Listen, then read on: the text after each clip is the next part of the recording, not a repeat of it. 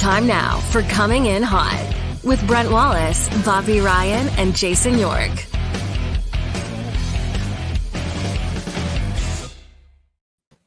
Happy Thursday, everybody. Welcome to Coming In Hot. Brent Wallace alongside Jason York. Bobby has been given the day off. He's actually dealing with a family issue, but we don't have time for him anyway, Yorkie.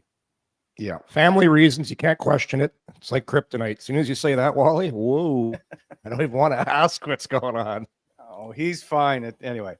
Bob's good. Bob's all good. Coming up in a sec, Ron Tugger, as he's affectionately known, and his goaltending partner, Damian Rhodes, as we anxiously await to have them on the show, and your former teammates, Yorkie. This is a big day for you. You got to feel like you're taking your kids to work day. Oh, it's a great day. I was roomies with Rhodesy on the road, and Tuggy and I had we go back a long time. Just for some strange reason, believe it or not, I always got along well with goalies. I think because I'm a little weird too. It's just it was a good relationship. But great guys, and basically the two guys that kind of broke the mold here in Ottawa, right? It was Tugger. We'll talk about it more when we get the boys on, but some monumental times in both of their careers that are pretty cool that a lot of old school Sens fans will appreciate. And again, like we said yesterday, it is positive Sens week. We are here to bring the good vibes. Enough negativity, enough depression. It's January. Let's talk about some fun stuff. Let's do some stuff, Wally? That's what we're here for. Absolutely. However, Yorkie, Tim Stützle was taken off the top power play yesterday. Oh. I want to get it. Stop it. Stop it. I want to get into it later. So we'll see if there's enough time after your poor guy deluge of stories. Okay.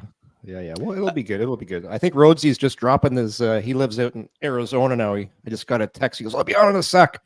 Just dropping the kids off at school. Fair enough.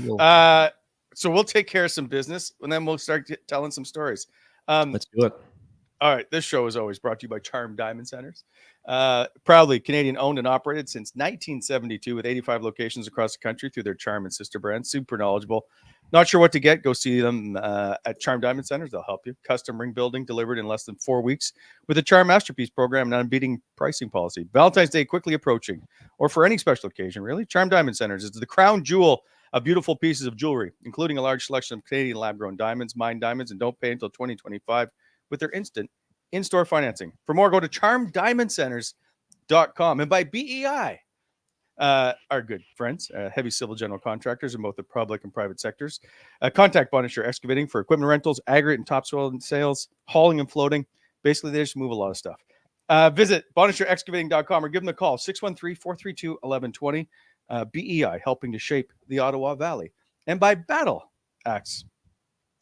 I moved my ad off to the other side. Battlegrounds Axe Throwing over at 2615 Lancaster Road. Near the Science and Tech Museum. It's fun, it's safe, it's great for a party event or just something to do. It requires no practice whatsoever. Just come to the Battlegrounds Axe Throwing Facility and the coaches will show you the ropes and show you how to hit the target safely. Fun for the family as well as kids 12 and up can throw with a guardian. Book for a date night, small group, even a tournament if you want. To find a location or book your event, go to battlegrounds.com, BATLgrounds.com. All right, let's welcome in our fine gentlemen, shall we? Two of the they're part of history when it comes to Ottawa Senators hockey. Ron Tugnutt and Damian Rhodes. Tugger, always at the fire. Hi, Rhodesy. Morning. Morning, boys. How you doing? Rhodesy, we're good. Rhodesy, you made it. The kids are safe at school? Yeah, they're good. All good. Yeah. All right, where are we catching? Tuggy, right now you're in Peterborough. Yeah, Rhodesy, for everybody watching and listening, you're in Arizona right now, aren't you? Negative. Where are you? I'm Isn't he in living Metro, Ohio. a just suburb outside of Cleveland, right? Yeah. Exactly. Hockey hotbed. I was my kid just had a tournament there at Gilmore Academy. Yeah. Yep. Yeah. I just skated there on Saturday. Wow. So are you still coaching or you do private coaching? Just privates. Yep. Yeah. I saw that you were in Vienna, all over the place. Well, that was Rhodesy. a long time ago. Yeah. What's if I want Damian Rhodes, what's that costing me if I want to get some privates with Rhodesy? That's huge money. Huge. We talking Canadian money or American? Oh, I don't even want to do the exchange. Let's just talk about American dollars. You got a You have to website? go to my or something? website. Yeah. What's Go to the website? I don't know. allprogoalies.com.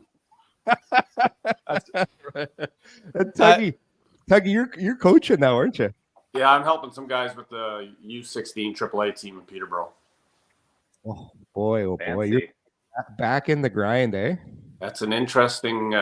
It's not the same as it was back in the day, but it's different now. You You doing got road any trips angry- too? Say that again, boys. Are you doing road trips? Some, yes. I'm kind of a 3/4 coach. You know, like You I got- said, that's the time I can give you. Do you have any angry Wally parents on your team? Yeah. Just bitter, just hammering the glass. You know the ones that sit behind the glass and just watch every move. We have some very invested parents. Look at you, politically correct. Guys, I have one question as we get into this. What is your reaction to seeing Jacqu Martin back behind the Ottawa Senator bench? Well, I'm not shocked. I think that, what's been missing is what Jock brought back when we were there. So I think that they're hoping that can maybe be rekindled and find a way. I think if you look at the Sens over the years, it's been the same problem. They just can't keep the puck out of the net and defend. So their only chances, they have offensive players. The only chance is to be able to teach them to play 200 feet rather than 150. Rhodesy? We keep losing Rhodesy. He keeps coming in and there he is. Rhodesy, you what do you think? You had Jock. Probably played your best hockey of your career with Jock. What do you think? You surprised he's back in the game at 71? Oh, you're muted, Rhodesy.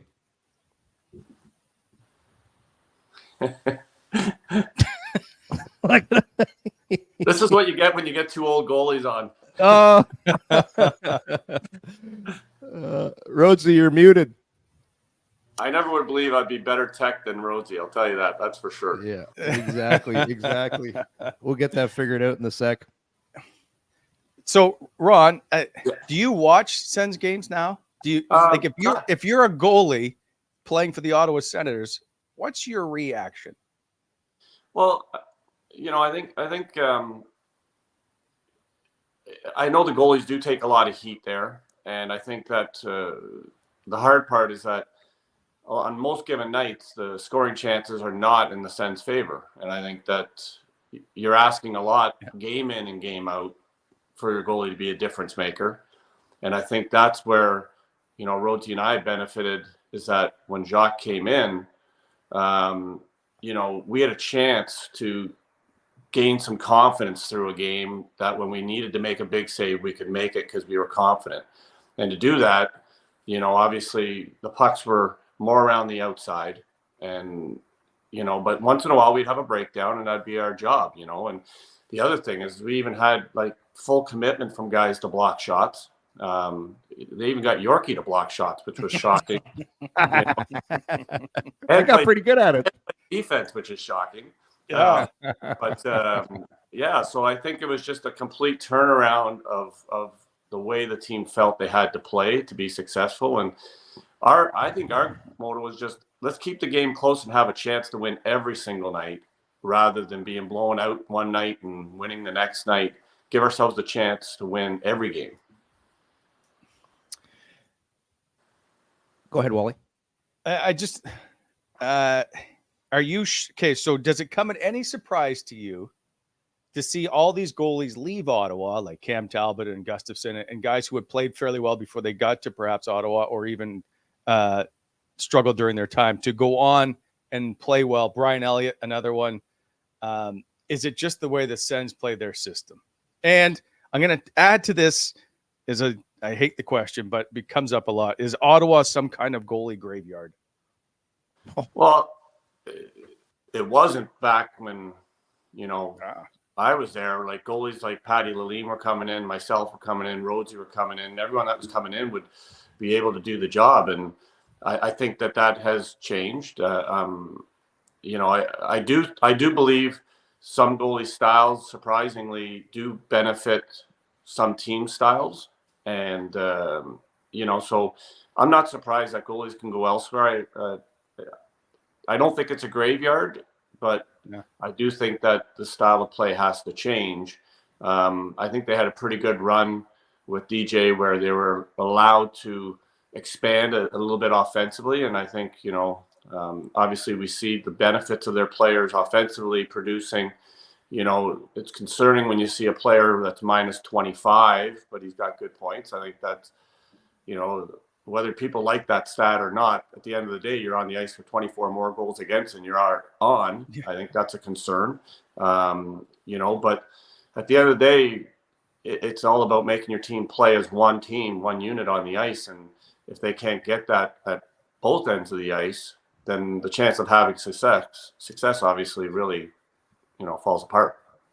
Tuggy, I love it. You're right in the coach speak right now, hitting all the check marks right now. This is one thing, and I think about this all the time with goaltenders. Yorkie, just 1 sec. I just want to bring Damian back in. You got Rhodesy. Did we figure Rhodesy out? You good, Rhodesy? Can you hear me? Yeah. Oh, he's here. All right. Listen, Tuggy's putting it all on his shoulders right now, breaking down the goaltending situation. like usual. I'm glad we got you guys back on here. Because this is a question that I think's true. Playing in Canadian markets, Rhodesy, you played in Toronto, you played in Ottawa, but you also played in American markets where hockey is not that big. Same with you, Tuggy. Like you played in Quebec, you played in Montreal, you played in Ottawa, but then you played in Columbus. I believe this, and you guys let me know. You guys are the goalies. Can certain guys just not play in Canadian markets because it's so much pressure? Like, is there something to that? Go ahead, Rhodesy. I don't think there is. I mean, either you can play or you can't. I think you put as much pressure on yourself as you want to. Your coaches do. I don't care if you're in Atlanta or, Nashville. Everyone still wants to win. So, but you always hear like Philly never can have a goalie. It was always Philadelphia, wasn't it? Yep, still is. I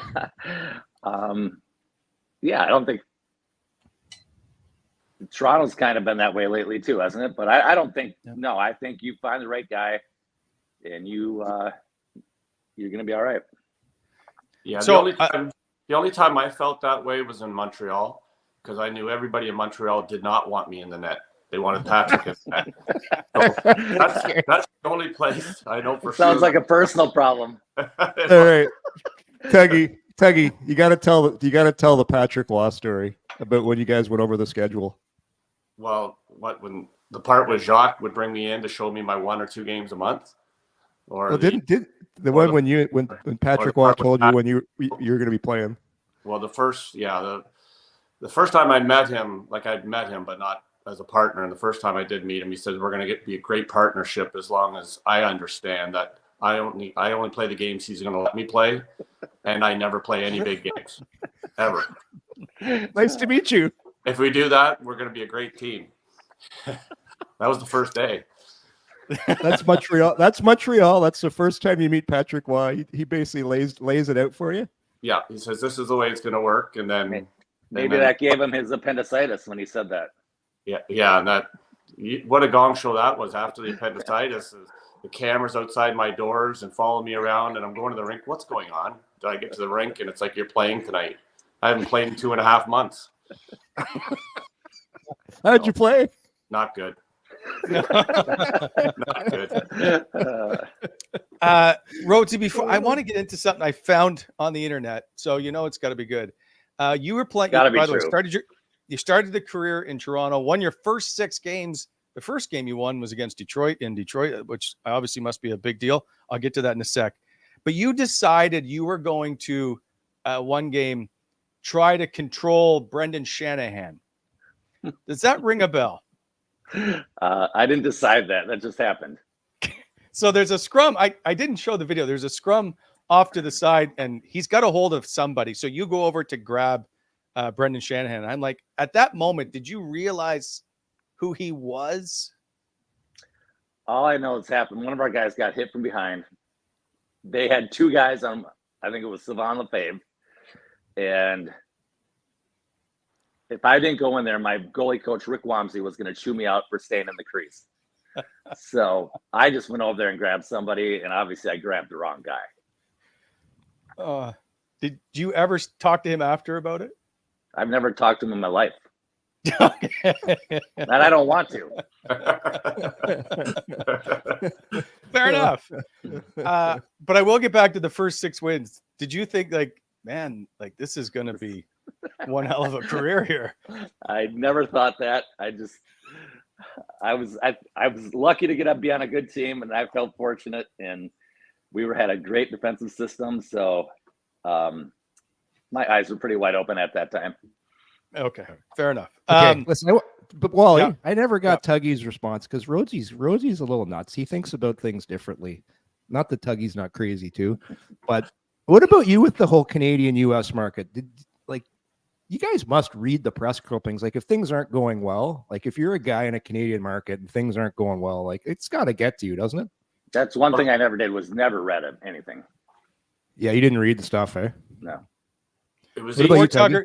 Tugger answers, Quebec. though, Well, just remember, you played. Oh, sorry. Go ahead. You played Quebec, Edmonton, Montreal. I'm missing one Canadian team, Ottawa. You played in 4 Canadian markets. Yep. Yeah. Then Columbus, Dallas. 3 short. Tugger, make a comeback. You know the saying, a lot of teams wanted me and a lot of teams wanted to get rid of me. Oh, Pittsburgh. We forgot about Pittsburgh. He's in Pittsburgh for a bit too. You're Yeah. well-traveled, Tuggy. Yeah, I'm well-traveled. Yes, no question. But, like Quebec wasn't hard because I really couldn't read the papers or understand French that well anyway. That wasn't bad. Ottawa wasn't bad because we, from the time I got there, we were a really good team. So there's no issues there. Edmonton, I was the backup to Billy Ranford. Wasn't expected to be the guy in any way, so it wasn't too bad. Montreal was just a difficult situation just because I was just flat out a backup and I was there for practices. And so that would be the only different situation. But I personally didn't have an issue playing in Canada.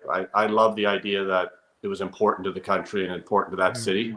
I didn't feel any additional pressure. I just felt that I had to play well, whether I was there or Columbus or Pittsburgh or so on and so on.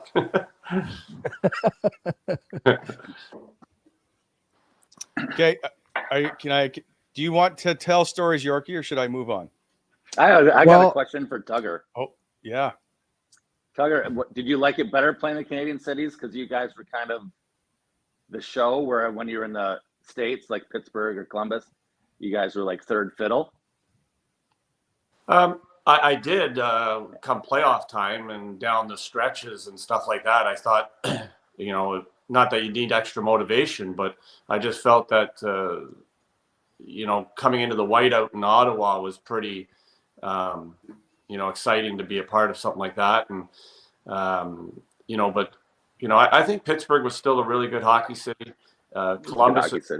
Columbus was brand new, so they had a full crowd all the time, but they just didn't quite understand what was going on. So that was pretty easy. But I like the atmosphere when the games were really big games in Canada, a little bit more than they were in the U.S. Right, especially regular season games. Yeah, well, because the season does get a little long and old at times, and when you're in a playoff run, I think that it's nice to have that crowd knowing the importance of every game. So let's get to that playoff run, which starts right here. Tugger. No, this is the other one. That's the one here. That's you winning the first playoff series, Damon. So both of you have key parts. One is Tugger won the game that put the Sens into the postseason against New Jersey, which was also it was against Buffalo, wasn't it? I'm sorry. Yeah. Buffalo, Wally. Sorry. Come on. Jeez. Sorry. I'm trying to but for Tugger, that game was very emotional for you? Well, yeah, I just, I think that, I'd lost my father. So that year coming in was pretty big, and to have a good year and to make, the playoffs for the first time with a team that had not made the playoffs in the new era or whatever. I think that, at that time, I just had that feel of emotions, Yeah. That's, so you got me there, Wally. Thanks. Oh, so we do. It's like Oprah. We're like Oprah here, Tuggy. We get you to cry. You get older, you get softer. Yorkie was supposed to tell you to get a couch. You're getting all emotional, Tugger. No, Sorry. I heard a story about that game. Did you? I heard I think the Rangers called into the league because Buffalo was not going to play Hasek. That's right. And he was supposedly out all night at Mescaleros drinking, dancing on the bar. Yeah. Yes. Who took him out? He took him out. He said, don't worry about him. He was out till 4 in the night drunk last night. He couldn't even walk home. He made like 52 saves and we won 1-0. Yeah. Do you guys remember that? Yeah. We had to beat those guys 1-0, and we all knew Hasek was hammered the night before, and we're like, the guy plays better when he's hungover. Yeah. Guy never had a bad game, really. He was crazy. Eh? Yeah. But that game, fellas, like just the tension. I still say, like, I never won the Stanley Cup, but one of the best moments of my career was just the feeling of it was like the whole city was behind us. That's how I felt, guys. And when we finally won that game, because remember leading up to it, I remember Perry Pern, we had the magic numbers of the games we had to win, and we had it all broken down of what we needed to do to get in the playoffs. It was like all hands on deck to get this job done. And the odds weren't in our favor because we had to win. Remember how many games we had to win just to get in and do it on the lot. We had to win in Detroit too. Yeah. Which I think that's the only game I ever won in Detroit. Ever. and I'm maybe Ottawa's the only one in Detroit. You started with Detroit, but I never Not felt with Ottawa. Like I couldn't believe. I said, "Oh no, I don't have good feelings in Detroit." That game, and I said I was a little concerned about that one. But once we won that, I said, "Oh my God!" I said, "We got a chance." Oh, but Rhodesy, I'm trying to remember your pregame routine because I remember Tuggy. We weren't allowed to talk to this guy the minute he got into the rink. No. Like he got to the rink, and Reds and I used to play a game, Wade Red, and to try and make him to notice us, we'd like go in front of him, wave our hands, and he'd just sit. He'd just look at the clock, and he had this friggin' I guess crazy. You didn't want your goalie to play well then, huh, Yorkie? Well, he can't be that serious. Like, come on, Tuggy. Like, what was up with that? I wish I didn't have to be that way, but I just felt that's the way I had to be to play good. So that's why when Rhodesy would play, I'd be bouncing around the room, like, having a time of my life because I could relax and enjoy the day. But the game itself, the whole day was not an enjoyable experience for me because I had to be that way to get ready to play. At least that's what I felt, and it's funny. I wanted the money. I'd have a doctor come up and say, "Hey, Tugger, have a good game today." And I'd look at him and just kind of just growl, pull him off. And then after the game, I'd go to the doc. Listen, on game days, I don't talk to anybody, so don't take it wrong, the wrong way. But I couldn't tell him that at the time because I was worried about the game. Now rewind. So when did the non-talking begin? Like in Ottawa? After lunch, after nap time? Like when were you not allowed to speak? As soon as I got to the rink for the game. No talking. No talking. Yeah. The only time you talked is we when you kind of told like me Tugger that way. Yeah. The only time you talked is when you told me the puck was getting rimmed around to the far corner. Around. What were you doing in the corner, Yorkie?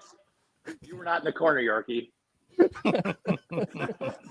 Rhodesy, you weren't crazy like that. Like we could talk to you a little bit before the game. A little bit, but I wasn't listening. Rhodesy was more normal, I think, on game days. A little bit. By the way, Tugger, do you want to know your record in Detroit? Yeah, what was it? 3-6. Oh, that's not as bad as I thought. No, you did lose 6 in a row at one point. One game you were put in halfway through. You ended up with a goals against average of 10.39 in a 9-0 loss. Dude. I just knew I didn't have good experiences there, So. Well, you did have a shutout.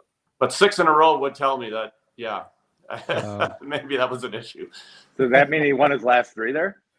No, he won 1 and 2 in his last 3. Wally, I got something for Rhodesy, but before I get to that, I just want to talk one more thing on that game, Tuggy. I still think that's one of the best symbolic pictures of kind of Sens history. After that game, that picture of you and Reds together, where it's you guys are together and it's just a really cool shot. I think I don't know do we have it, Wally? Do we got that picture after the game? It's I think we just had the video of the game, but you know the pic I'm talking about, Tuggy. It's a great picture of you and Reds right after the game, after the 1-0 win against Buffalo. Very cool shot. But to me, it just kind of symbolizes a little bit of that era. Did you knock the net off too, Tugger? What after we won? No. Oh, I thought you knocked it off. I don't think we did. No. I just remember jumping into Reds' arms. Like a baby. Like a baby. Yeah. Like a baby. I just said, it was, I don't know. He was just coming at me, and I just felt I had to jump up into his arms. And he said, I can talk now. Yeah. And now I'm back. I can talk. Who was our D-man that took him out that night? Frank Musil took him out that night. That's who it was the night before that took. Okay. Classic. Remember Frank Musil, and he came in and was, "Don't worry, boys, not a chance. He's going to be good today." As soon as I seen Frankie after the game, that's right. I wanted to smack him. I said, "Are you kidding me? This guy was 42 saves." Frank Musil, the old veteran defenseman, took care of business for us. Takes Hasek out, takes him drinking, and he team player. I forgot about that story, Tugger. Good memory there. Let's see. We've had some other memories. One of it is part of our Wendys Did You Know? And so we have 3 of them today, in fact, because I have something for all 3 of you in our Wendys Did You Know? Brought to you by Wendys and the Wendys Daily Faceoff Survivor Pool. Shots on goal, goals against average, PPG. They can make or break your week, but don't overlook BPMM, Wendys Bacon Portobello Mushroom Melt. Sure, it may not help you win weekly prizes with Wendys and Daily Faceoff. Sorry, it may not help you win weekly prizes with Wendys and Daily Faceoff Fantasy, but unlike your prediction, it never disappoints. So try your luck. Don't push it, because the Bacon Portobello Mushroom Melt is only for a limited time, and if you miss it, you won't get a second chance. Sign up Daily Faceoff today. Sponsored by Wendys and Wendys app. Wendys, we keep it fresh. All right, Rhodesy, you're very well aware of this. January 2nd, 1999. Yeah. You're credited for scoring a goal versus New Jersey, which I'm sure you've seen a million times. At the time, Rhodes became the 4th goaltender to score a goal. He also earned a shutout in the 6-0 win, making you the first goalie to record a shutout in the same game and scoring a goal, which was matched, by the way, as you know, by Jose Theodore in Montreal 3 years to the day later on January 2nd, 2002. Not a Leopard. Yeah. And here it is. I guess you touched the puck. It is a funny story because the ref and Yorkie, you're on the ice for this. Got a plus. You're welcome. So there's the save. Yep. Yorkie's I remember the rep too. So who was the ref? Okay, go ahead, your Rhodesy. Don Van Massenhoven. Donnie, great ref. Yep. Did you know right away? Yeah, he was pointing right at me when it was going down there. No way. Mm-hmm. What did he say to you? He goes, "That's yours, Rhodesy." I go, "Thanks, Donnie." Thanks, Tips. Thanks, I know. Did you know, though, Rhodesy, until Donnie told you, did you know you're going to get credit with that? I just saw it going down the ice. I think it was Odeline who threw it back there, wasn't it? Yes. Yeah, I believe it was Odie, yeah. I don't know what he was doing way down in that corner, but the kicker of the story, has a goalie ever had a game-winning goal? Yes. There has been a goalie with a game-winning goal? I believe it's Brodeur, but yes, Okay. there is one because I did look that up. I will get back to you. Okay. Then the shutout's good then. Was yours the game winner, Rhodesy? What's that? Was that the game winner? No, but it was the second goal, I think, of the game. Yes. If I let one in, I would have been a game winner. Yeah. Well, it's funny you say that because here's our second part of Wendys Did You Know? In fact, Jason York assisted on that first goal of that game, by the way. In that game, he had 2 assists.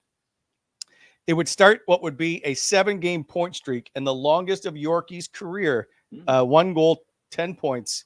That streak is tied for the 8th longest by a D-man in Sens history. What a run. What a run, Wally. I didn't know that. Yeah. So Should have made more money.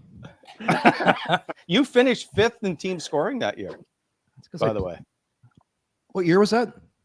98, 99 season. I had a lot of apples there on the second PP unit. We got to you want to get to this now because people are dying to know the one story about Rhodesy. Probably the most symbolic besides the goal, Rhodesy. And I asked you if you still have this artifact in your possession. And you don't, and your answer was that stinky thing is long gone. Right. The leopard skin jock. The story of the leopard skin jock is legendary in Ottawa. Legendary. It had magic powers. Like some say have a lot to do with the Ottawa Senators winning their first ever playoff series against the New Jersey Devils. I'd like to hear that story. I'd like to hear the story. Well, you're the one that wore. Like, how does an NHL player start wearing a leopard skin jock? Well, it was right about the time when, colored pads had come out. So, and, obviously the goalie masks were being painted special. I guess Brian decided, well, let's make some cup stuff that's really, really, risque, I guess, or panty-like. I remember we had a choice between a snake skin, one that had like a World Wrestling Federation belt on it. Yep. And I opted for the leopard skin. Why wouldn't you? Right. It kind of reminded me of Bull Durham too. Like, the rose goes on the front, big guy. Hey, meet. But when you started wearing this, I know story gets kind of misconstrued after years, but you went on a heater when you had that on. Like, you went on to go head to head, and we took down Marty Brodeur with the leopard skin jock. Did I get a new one mailed in that week or something? Something happened because the story went viral. You with this jock, and there was a picture of it.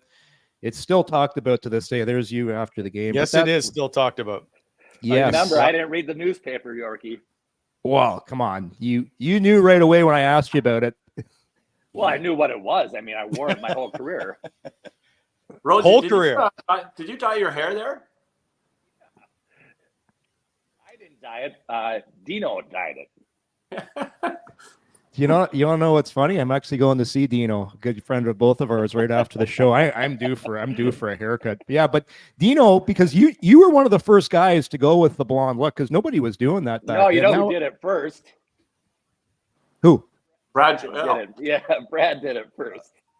He was trying to get the team going. That's right, eh? Brad, rest his soul. What a good man, eh? And people don't know Brad was our team masseuse with Ottawa for a long time, but that's right. So Brad did it first, and you went second? Yep. So according to Wikipedia, which I know is a stretch, but sometimes there's some facts. So I'm going to ask you if this is true. Rhodes was 13, 17, and 5 with a 223 goals against at the time. He opted to dye his hair blonde as a way to change his fortunes. Following the change, Rhodes posted a 10-4-2 record, lowering his goals against to 181. And that momentum carried them into the 98 Stanley Cup playoffs, where he outplayed Martin Brodeur and was instrumental in the first round upset. It had to be the hair, didn't it? It couldn't be all the practice I put in or no. Phil Mirror coming down or anything like that. Could have been the Jock. It could have been the Jock too, yeah. Hair. Nothing to do with talent. No, or practice, or maybe the team getting on a heater, maybe finally listening to Jock or something. Yeah. So you said you didn't listen to anything. So were you aware of like people like, oh, here's a guy that's dyeing his hair blonde, he's wearing a leopard print jock? Like it's like you didn't take it seriously, is what it kind of became, I guess, in the media circle. Did you sense any of that? Can you repeat the question? Sure. So here it is. This is a goalie who's dyeing his hair bleach blonde, wearing a leopard print jock. It's like that you didn't take the game seriously enough is what became almost. That's what everyone thought. I won't say everyone. but it was certainly something that, yeah. Then it's probably a good thing I didn't read the press clippings. It's a very good point. I'm just curious if you felt or heard any of that stuff. I did not. Yeah. Listen, Wally, we had, I don't know if you remember this, but guys, we had a Buddha that was part of that run too. Didn't Tom Chorsky? Tom Chorsky had this Buddha doll that was another thing going on. I don't know who saw it, but then all of a sudden Buddha was on the front page of the paper, and he had something to do with us beating New Jersey too. Like, where did that come from? You guys? I just think sometimes, like, the media guys, they might not have the whole story, and they've run with it anyway. Yeah. I feel like you're looking at me right now. How about the print media? Yeah, always, absolutely. I just remember, I remember Rhodesy coming in with the hair, and I said, "Does he think he's like Billy Idol or something?" You know, like he had it all. Do you remember the reporter Don? Didn't he have to dye it? Don Brennan. Don Brennan. Yeah. He did. That's right. I would have preferred Alan Panzeri getting his hair dyed blonde. Remember him, the little guy for the Ottawa Citizen? Yeah, I remember him. Still one of the best one-liners I've heard on a team bus. I don't know if you guys remember this. I got a good memory for stupid shit. We're driving in Washington. Remember the bussy we always had in Washington? Apple ass. Yeah. Everybody used to chirp the bussy.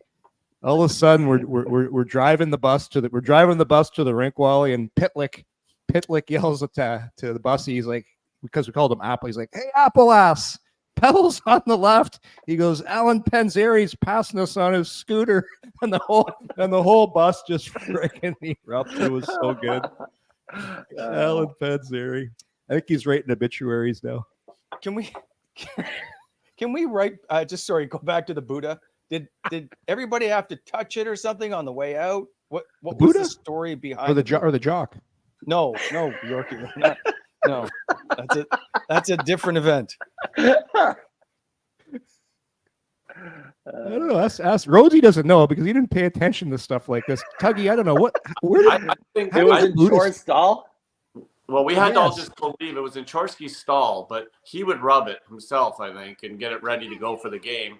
We just had to support that he believed in the Buddha and we believed in the Buddha. I think that's what it was. But it was more Tom. Every time we'd come in, he'd pull it out and he'd rub the Buddha. He says, it's still hot, So Tuggy, this is it wasn't one of those things where you touch it on the way out the door. This was Tom's thing, and we just kind of was part of Tom's day, and the Buddha was part of us believing that we were going to win, I guess. So, Jesus, this is a PG show, Tugger. The way you describe that, pulling things out, touching it, rubbing it. Jesus Christ, we have to find the Buddha.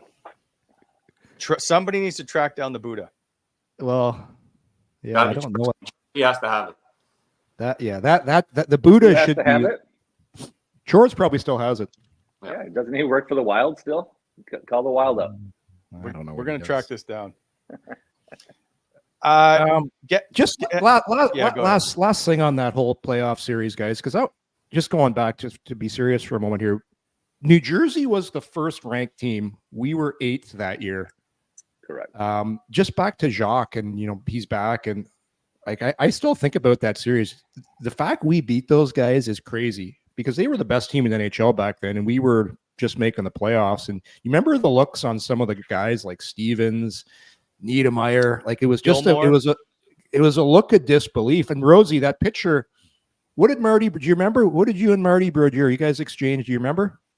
I think I just said great series, congratulations, or great plan, something like that. I don't know. I mean, yeah, long ago. After you win, that too. But after you win, you don't really remember stuff. Yeah. Can you put your finger on it, Rhodesy? Like thinking back then, like what did we do that? Well, we always played well against New Jersey when we played them. It seemed like they're always close games, or we're beating them, or stuff like that. That's Randy McKay. I went to college with him. Don't you remember? Yeah, they were close. Yeah, and it seemed like I always played against Tugger. You always had the Capitals. Yeah. That's why it kind of. Whose dog's barking? Sounds Fine. like Yorkie. Yeah. This is what I work with. Yorkie, put your dates away. Jesus, come on. A family show here. That's why when we beat Jersey, I thought, damn, we got Washington next. I got to sit out a series. And then I don't, what did he never really made a solid decision. I thought he went with me game 1. He went with you game 2. And then he just, it didn't seem like Jock had that tendency, like during the season, I think Rhodesy and I could look at the schedule and know which games we're both playing. Right. Yeah. Like I got Buffalo, I got Boston. Mm-hmm. He'd get Toronto. He'd get New Jersey. And it was just nonstop. I'd get Washington, and it would just keep going. We'd know who's playing who. And, Jock, I think he looked over our records or something over the years against teams. And I just, that's the way he went with it, I think. And, so. But that run against New Jersey, I think that both our teams played an identical style system. And at the end of the day, I think Rhodesy just out-battled Brodeur, and that was the difference. Yeah. Do you know what happened in that Washington series, though, Wally? I got hurt. That was our downfall. It was crazy. I went to hit a guy. It was actually in the last game of the New Jersey series. I don't know if you guys ever done this. I went to hit somebody on the boards, and I popped a rib cartilage. It was the worst pain. I don't know if you guys ever done that. It was like being stabbed. So I ended up missing the first 3 games of the Washington series because I was basically they had to shoot me up with some stuff in order to get into game 4. But it was crazy. But yeah, that it's too bad because if I really believe, guys, if we would have got by Washington, there was a clear path there because they ended up going right to the finals. Yeah, they did. They played Detroit. By Detroit, right? They just put the boots to them. Yeah. Okay, actually, Gavin, do you have the picture of Tugger and Yorkie? I would like to ask Tugger's opinion. Me too. On Jason York taking out his own goal. So Yorkie gets hit from behind by Wendell Clark, or shoved or pushed, or Yorkie just fell. Tugger, what are you thinking at this moment? Well, when the puck got rimmed around, I was thinking about protecting Yorkie because I seen Clark was going to kill him behind the net. So I thought the safe play would be for me to go get it. That way, Clark wouldn't hammer me. And he didn't hammer me. He hammered York anyway into me, and my helmet flew off and everything. Like I got smoked. I think Yorkie got smoked. I got smoked. But I knew Wendell pretty well because of our agent. We did hockey schools in the summers and stuff together when we were younger. And he got in front of the net, and I slammed him in the back of the legs with my stick. And he stopped and turned, and he goes, "Are we even now? Are we good?" And I said, "Yeah, fine now." Yeah. It didn't even phase him. I hit him, but he goes, "Are we even now?" Well, he had no calves anyway. Wendell? Yeah. Well, he's crazy. Like, it's amazing how tough that guy was. But I'll explain to you guys what happened there. Tuggy didn't like playing pucks. So the fact that he got out and stopped the rim around, I was shocked. And all of a sudden, I'm there. Tuggy's there.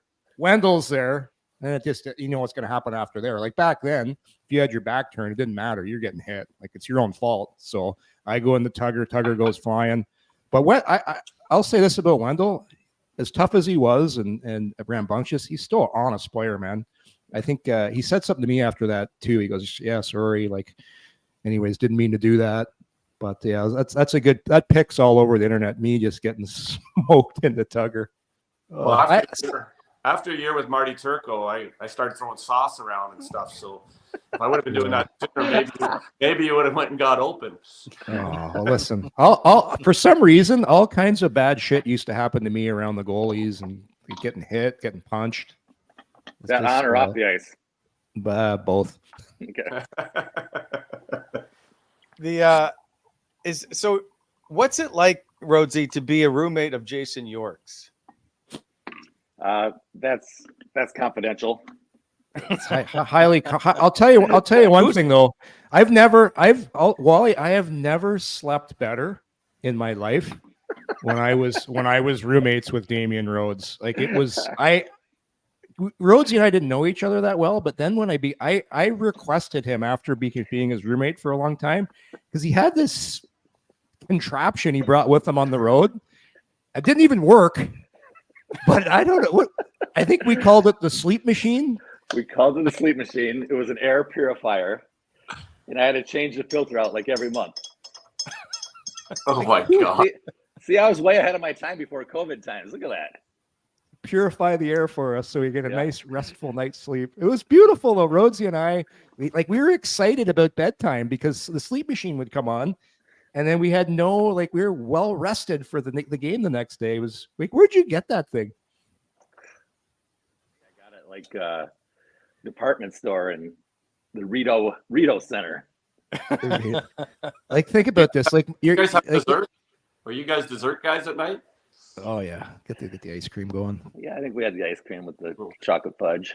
Yeah. But this is why goalies are weirdos. You got one guy that won't talk on a game day, and the other guy travels with a sleep machine because he can't sleep without it.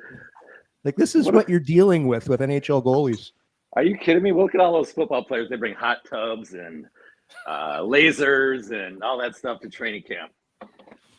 The cold machine. Look at LeBron. Yeah, that's Well, yeah. that's a different world. That's a different guys, bracket. Did you?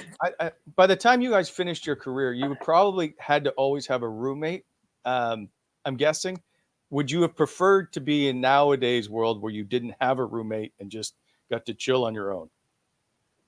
Well, I had both. Like the year we had the real run, I had Krister Olsen as my roommate, and we were on the run. And with a month to go or something, he got injured, and he was done for the year. And he went into Jock and convinced him. He goes, I got to go on the road with you guys. He goes, I'm Tugger's roommate. We don't want to change anything up. And he was coming on every road trip, and getting in at like 3 a.m. every single night he was there. So, and one of those trips, Yorkie, was the Florida. Oh my! The Florida trip for sure. It was one of them, and Okay. I don't know if you want to get into that story. Tuggy, let me set. I'm trying to. Rhodesy, were you still with us at that time? I was, but I was fortunate enough. My mom was in town for that game, so Okay. I had to go out with my mom. Okay, So let me get I this. was in It's a early. game it's a game everybody's aware of. Okay. I want to hear this- the story. That was the game before the Buffalo game. I'll let Tuggy tell the story because he has the roommate who's the star of the story. But this kind of brings Jacqu Martin into the story, and it kind of makes things come full circle. Jock's back I now. thought Dax was the star of the story. He was But Olsen's the star at the end. Okay. So I'm trying to remember. We play in Florida. We lose the game, and then Jock throws a curfew down on us, right, Tugger? Yeah. No, I don't think we lost, did we? It's No, a 3-2 win. We won. So what happened after the game is Jock's We his win guys. the last game. Yeah, we won. It was our last game before heading home, and we're staying overnight because Jock wants us to get our proper rest. And he says, guys, there's food and there's beers back in the hotel. And I guess Jock interpreted that everybody was coming back there and staying in for the night and not going anywhere. So, of course, everybody went back together, and we sat there and had our food and whatever, and a couple beers. And then I went to bed. I was nursing a little bit of a knee issue. So I went back to my room, and of course my roommate out the door, he starts going, and I said, well, I expected that. And the next day we're on the plane, and Jock has got a foul on him. I'm like, what is going on? He's bitter. He is a bitter man. He's really mad. I go, what is going on? And I had no idea because I wasn't out. So I had no clue what was going on. And he says, everybody back to the room as soon as this plane lands. So Back to the rink. Back to the rink. Yeah. Yeah, back to the rink, to the room. And what is going on? So we get in there, and next thing you know, he goes, you guys, we are playing for a playoff and biggest game, and he's going on and screaming and losing his mind. Remember, he had his list too. Oh, He yeah. had the list. He had the list. Yeah, but then he goes, show of hands who was out last night after, last night. And all of a sudden, guys are putting their hands up, and he starts going around the room asking guys, what time did you get in? And then he gets the Andreas Dackel and says, Jacqu, what time did you get in? He goes, I think 1 o'clock. How's 2:30 sound? No, Tuggy, you're way off on that. Because I remember this. He goes to Dax because Jock had the list and he knew exactly what time guys got in because the friggin' guy hid in the lobby behind a plant because one of the guys came in late and the next morning he gets on the plane. He's like, got it.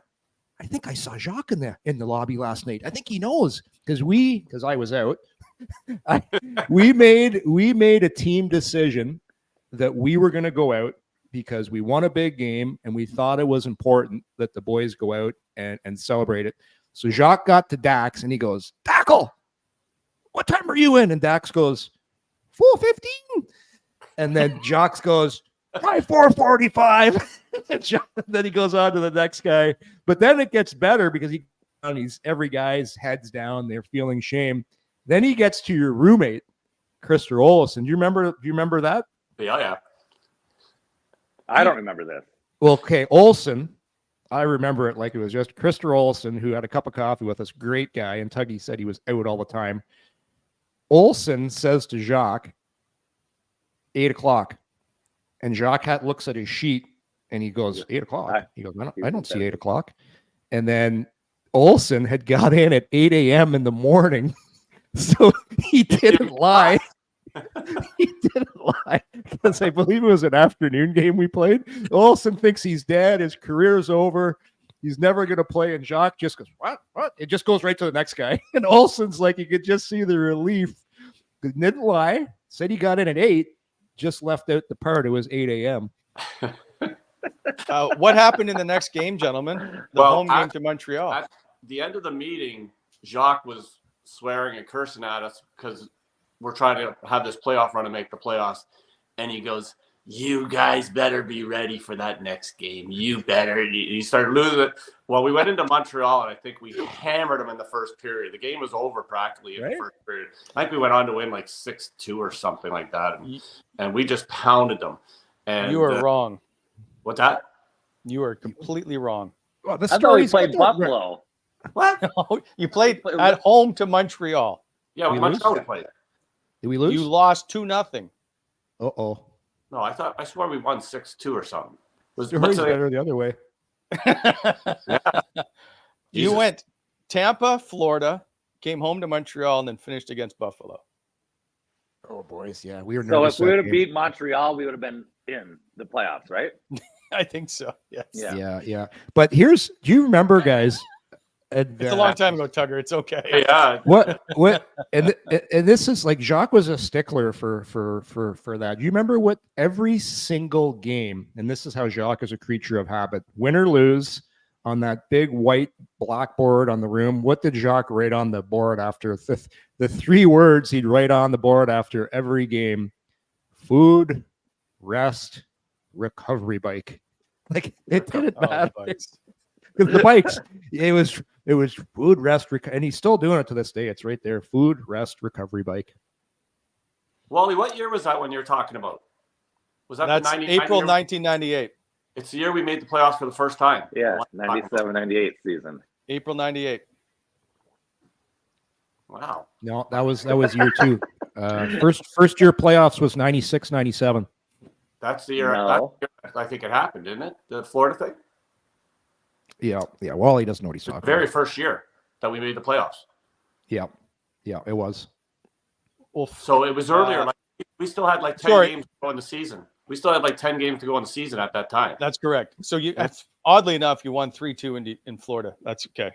Yeah, and then the next game we beat Montreal like 6-something. 5-2 at home. There you go. See, Tuggy. Now the story is exactly how it should be. And the boys go out and have fun. Here's the old thing in NHL, right? If you're gonna play hard off the ice, you better play hard on the ice. And the boys came because we had to win that game. Remember before that game, it's like, boys, we gotta win this game because if we don't, Jock's gonna hold this over our heads forever. Yeah, curfew every road trip. Every road trip. Okay, I promised. I know I don't want to keep you guys long. I promised we would get to Did You Know by Ron Tugnutt because but I want to ask about Steve Staios, Damian, because you know him well. Also, Tugger, you played with a bunch of guys who are rumored to be coaches. I want to ask about these guys. But here we go. Did you know? And then, of course, Tugger, you obviously know this.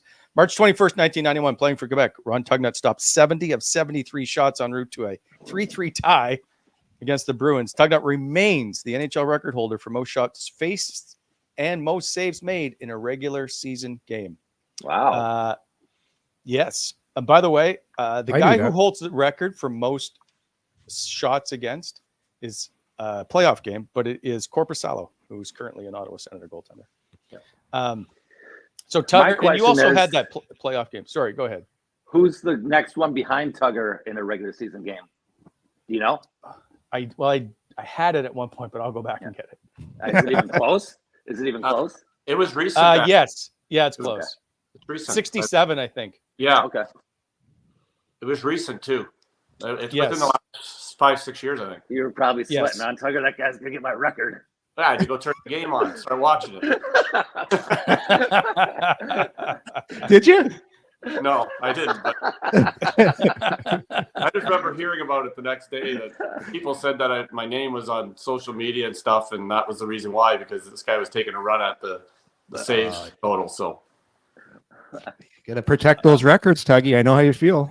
yeah, Do you think that Miami that's a Dolphins. pretty good record? That's been a long time, Tugger. well, yeah, but like there's a lot of things to do with that. We were bad, and Boston was the best team, and we were in that little shoebox in Boston Garden. Oh, Where- so small. you How know, many shots came from? Pucks come from everywhere. The D zone. Yeah, like Raymond Bork taking a slapper from center ice was practically a scoring chance. Yeah. Hey, what did Bork say to you after the game? Didn't Bork come up to you after the game and say something? Yeah, they a few of them came by and patted me and stuff, and they're all laughing about the whole game. And you know, Andy Moog ended up becoming my goalie coach in Dallas, and he brought it up laughing how their whole bench was in tears in between periods, laughing about it. And you know, our guys were just my coaches and my GM were like, they didn't have that many shots. They didn't have. Ray Bork holds the record in that game because he had 19 recorded shots on goal. 19. I thought he had 21, but No, 19's right. 19. I Just ran into Ray a few times afterwards, and right away we laugh about it, and you know, so it was a fun day. That's- oh boy. well, was it fun at the time? Oh You're yeah, like, oh my lord. yeah, because you get an IV after that game? I didn't get shelled, and I didn't you know, Lose. lose. So it's a pretty good day. UC Saros recently had 67 shots against, but Mario Lessard is second in saves from 1981 with 65. So the closest in saves is 5. The closest in shots against is by Joe Daly in 1970. He's one behind. Wow. Did you know? So there you go. Okay, gentlemen. Rhodesy, you played 3 years, I think, with Steve Staios in Atlanta. By the way, Damian Rhodes, the very first pick ever by the Atlanta Thrashers in the expansion draft. Do you know much about Steve? Like, what are your thoughts on him being an NHL general manager? I guess I would have never thought he would be a general manager, but I played with Steve in Atlanta. We hung out a little bit in Vancouver in the off season when we were training there. Other than that, I haven't seen him in. Have I been retired 30 years or 20 years? 20. I haven't seen him in 20 years. Okay. Thanks for the insight. It was beautiful, wasn't it? That went well. I knew it was a risk, but I want to know. I want to know his path. What's his path? Junior Wally? hockey- Yeah. well, he just he- worked in Edmonton's front office. yeah. He was Well, never he was in coached? Toronto, I should say.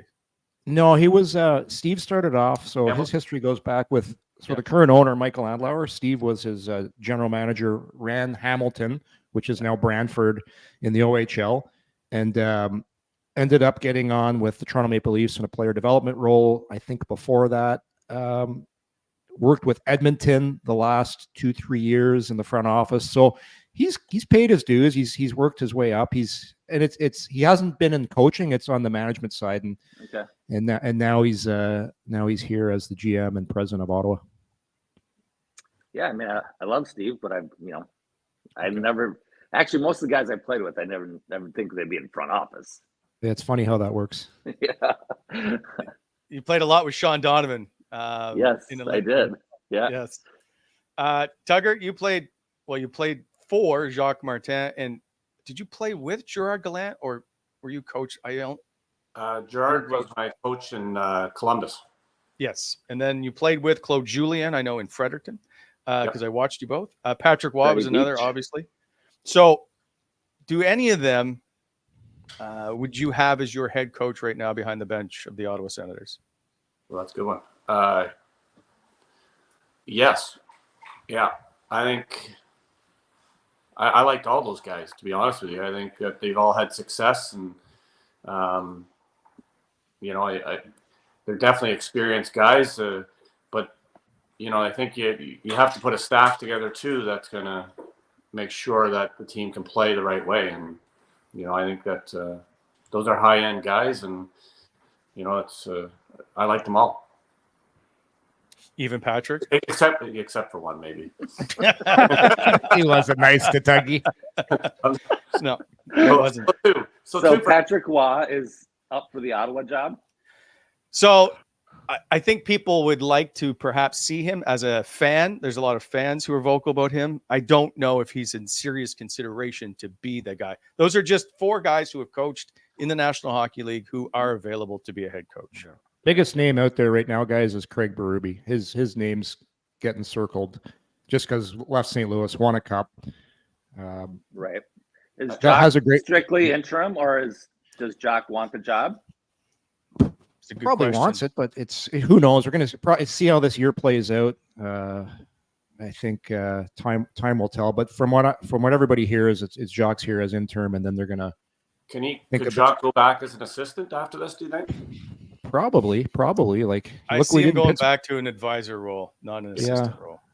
Could he be though? Before this, Jock was advising in Kingston. He was doing some media, but his most recent coaching was he was won 2 cups with Pittsburgh as their D coach. Went on to New York after that. But you guys, last time I saw him, he was in Pittsburgh. When I was down in Columbus, I went and said hello to him. That was 10 years ago. I just know as a defenseman, he's so, you guys know, he's so great on the defensive side of things, right? Yeah, he just so many. Remember the stuff we used to practice? Like, it was insane. Like, we were so detail oriented. But that's why we won, right? Like, we did the little stuff. So you guys weren't there yet. The day I got traded to Ottawa, they fired Davey Allison. So I came to the rink. We didn't have a coach. And I just got traded to Ottawa from Toronto. I'm driving in with Tom Chorsky. He goes, we don't have a coach. And then we're playing that night. We play Detroit that night. And we get in the locker room. Pierre Gauthier comes in. He goes, here's your new coach. It's Jacqu Martin. He says, hi, everyone. He said, get your gear on. We're going to have a little morning skate. Go and have a half-hour morning skate. Guys are coming off. That's the best practice we had all year. Morning skate. Yeah. Mic drop. He does have a great sense of humor. Best story. That's a great Jock story. It just shows up. Did he have the mustache? It was Jock. Was he mustache guy back then, or did he shave it off?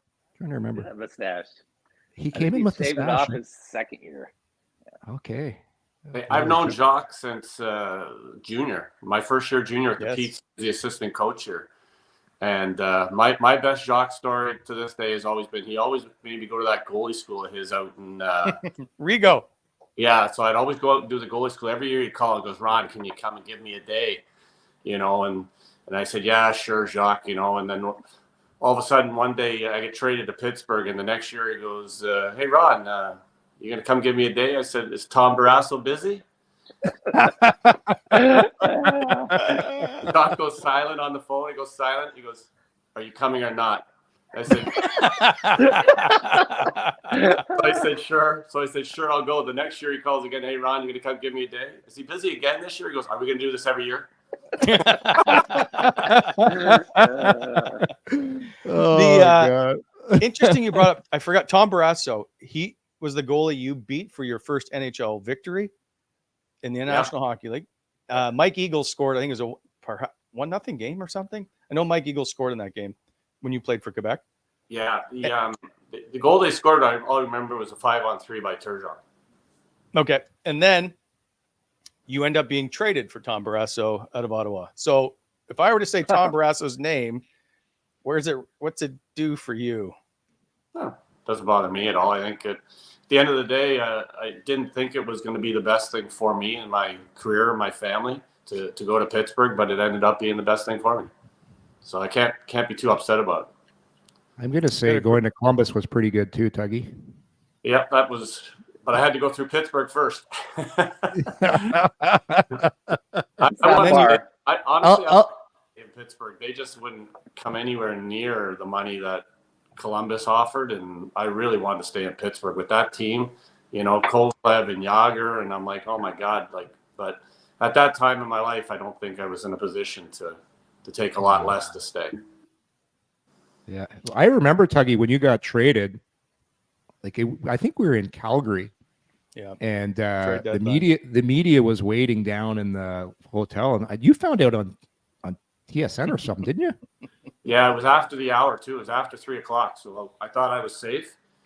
And then 3:15, oh, there's another move, And at that time, I was in the bathroom taking a leak, and I heard there's another move, and then I heard it was me. Was Dudley the GM then? No, Marshall Johnson. Okay. Yeah, I was pissed. We were all pissed. Yeah, a shock. That was a shock move for sure. We're trying to get some emotion out again here. Wally's trying to make it cry again. I think that ship has sailed. I didn't bring it up. I just like that after you guys lost out, Barrasso basically ripped his equipment off, went up and said, sign me now or I'm not coming back. I just thought that was really classy.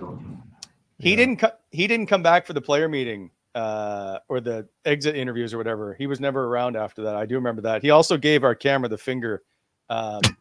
So he had a broken finger or an injured hand at one point, and I said to my cameraman in the locker room, I said, get a shot of his hand.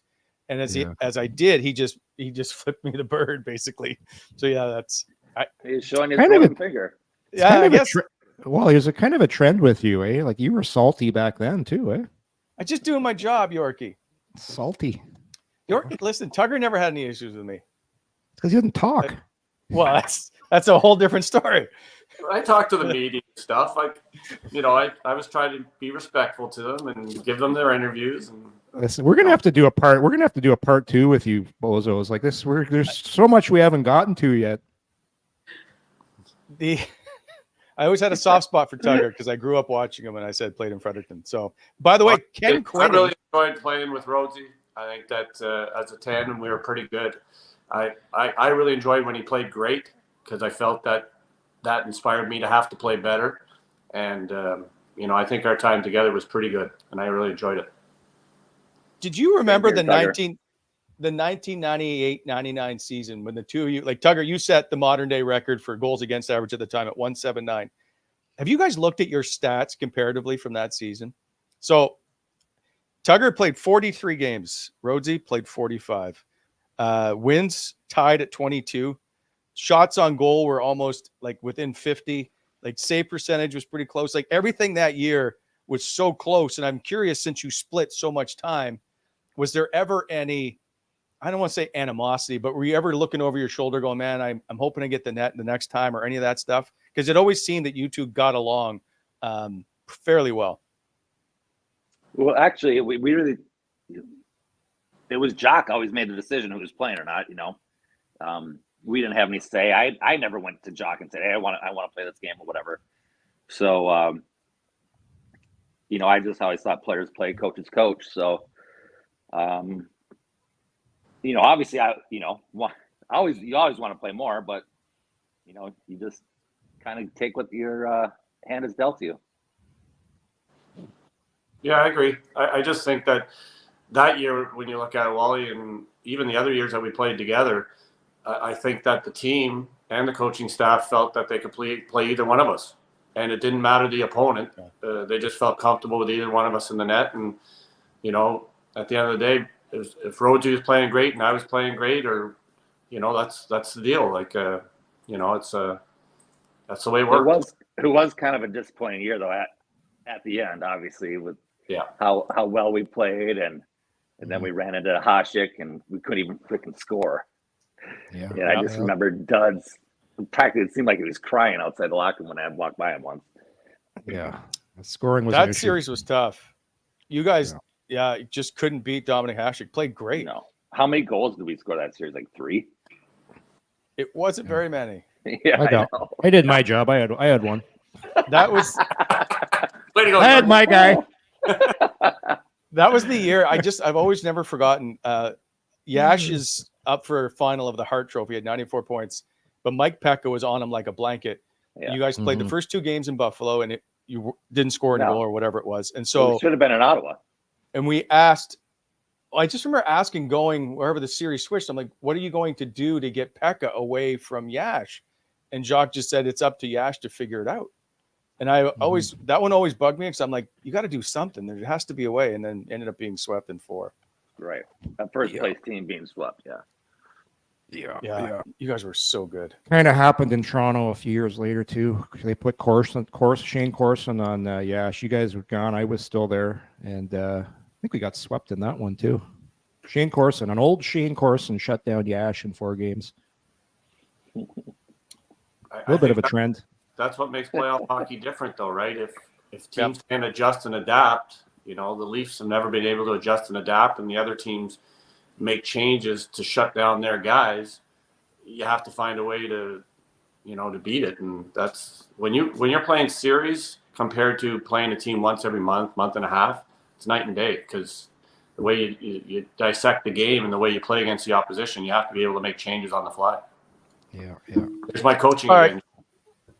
right. Last question before you go, because Yorkie's got to go, is just your quick general thoughts of your playing time in Ottawa, where both of you were very dominant. You're either 3 or 4th overall all-time in franchise goaltending records. Tugger, I'm going to start with you. I think it's, for me personally, I'd been in the NHL before that for a few years, and then I went to the American League for a year, and I came back to Ottawa. I truly believe that's where my career actually started. I think that's where I thought I belonged in the NHL, and those are my fondest memories. I still love going back there and being at the rink, and I truly love that team that we played with because we did something that no one expected us to do, and we were young, but we were growing and we were getting better. And I just think from a team standpoint, it would have been, those first few years with these guys here was the years of, I'll never forget. Rhodesy? So I'd have a little regret. I think I took for granted what we had in Ottawa. And when we lost to Buffalo, I was a little salty, and I wish someone would have convinced me to stay because, we did have a really good team, especially as now that I look back as a goalie, you could be great, but if you have great defense, it's just going to make you look that much better. You're here. Yeah. Boys, we appreciate it. Yorkie, I'll let you close it out. Yeah, I wish we could go on forever. It's so Tuggy, we see each other all the time, but Rhodesy, great to see you, bud. I really appreciate you making time to come on. Problem. With us. Last time I was there was in 17, I think, for that. I went to Brad's funeral, but when I have another alumni thing, Yeah. The alumni game you didn't play in. Tuggy had to go out in the freezing cold. You didn't play, remember Parliament Hill? Too much ice that game. I was getting my hips done. And Claire, Rhodesy shows up, and we're sitting there going, okay, well, half a game each. This can't be that bad. And Rhodesy goes, I didn't bring gear. I'm injured. I can't play. I go, what the hell are you doing here then? I made a vow that I'll never put the gear back on, too. Never. You got to get the player gear out. I do play out now. I play out every Sunday here. All right. Listen, talk Rhodesy, about no responsibility. I'm bringing you up for one of our alumni games in the future. You can play out, be on Tuggy's line. Perfect. Tugger's great as a forward. Toe drags at the blue line. Yeah, but I'm a lot older and slower now, Wally. Yeah, he's crafty. When you saw me, I was fast and in good shape. Not somewhat. I'm a stay-at-home defenseman. He's got that little boy. Is this non-checking? Yeah, no, absolutely, no contact. Fellas, thanks again, guys. We'll have to do this. We'll have to do this again. That was awesome. Thanks. Please. See you, boys. Thanks. See you guys. Fellas. Bye-bye. Thanks for watching, everybody. See you on Thursday. Take care, guys.